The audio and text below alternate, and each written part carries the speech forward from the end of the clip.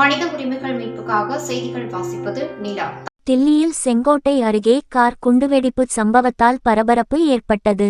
இதில் 9 பேர் பலியாகினர், பலர் காயமடைந்துள்ளனர்.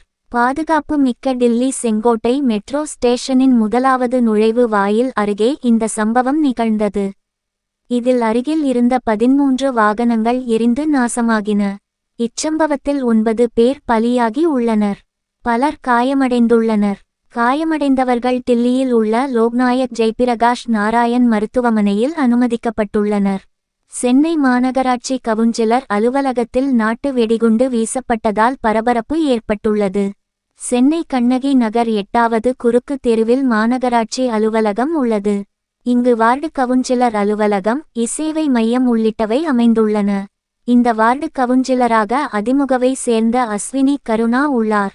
இந்நிலையில் இன்று மாலை டூவீலரில் வந்த இருவர் அலுவலகத்தில் கவுன்சிலர் உள்ளாரா எனக் கேட்டு நாட்டு வெடிகுண்டுகளை வீசிவிட்டு தப்பியோடினர்.